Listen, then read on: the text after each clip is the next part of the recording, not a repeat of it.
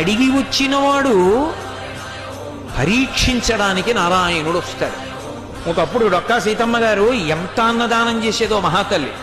ఓ బ్రాహ్మణుడు వచ్చాడు, కూర్చోబెట్టి అన్నం పెడుతోంది. ఆయన అన్నాడు, నాకు పెళ్ళవలేదు, ఇన్నాళ్లకు ఓ పెళ్లి కూతురు ఒప్పుకుంది చేసుకుంటానని, కానీ బంగారు ఆభరణం ఏదైనా పెట్టమంది, ఏదైనా ఆభరణం ఇస్తే అన్నం తింటా, లేకపోతే తిన్నన్నాడు.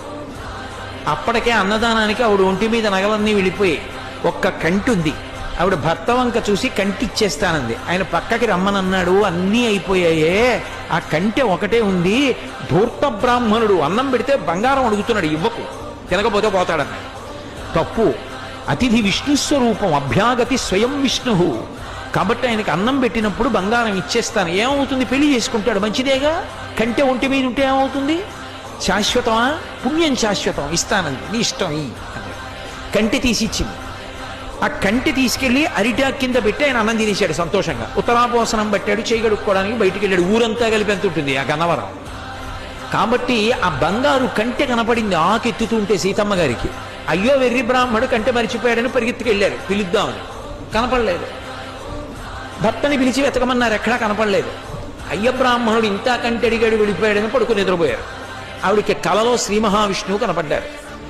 సీతమ్మ, ఇంతమందికి అన్నం పెడుతున్నావే, ఒక్కసారి నీ చేతి అన్నం తినాలనిపించిందమ్మా, బ్రాహ్మణ రూపంలో వచ్చాను. అభ్యాగతిని గదు పరీక్షించాలని కంటె అడిగాను, ఇచ్చేశావమ్మా. చాలు తల్లి, మురిసిపోయాను, నీ ఒంటి మీద నగలైపోయాయని బెంగ పెట్టుకుంటున్నావా? ఇంతకింత బంగారం నేను ఇస్తాలే అమ్మా అని ఆవిడ లేచి భర్తకి చెప్పింది కళ. ఎప్పుడు దున్నే పొలమే.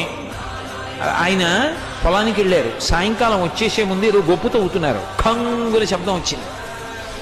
కొంచెం మట్టి తీసి చూశారు. ప్రదోష వేళ బిందె కనపడింది. ఉత్తరీయంలో మూట కట్టి ఇంటికి తీసుకొచ్చి మూత విప్పి చూశారు. బిందె నిండా బంగారు కాసులు. అంత ఐశ్వర్యం ఇచ్చేశారు శ్రీ మహావిష్ణువు.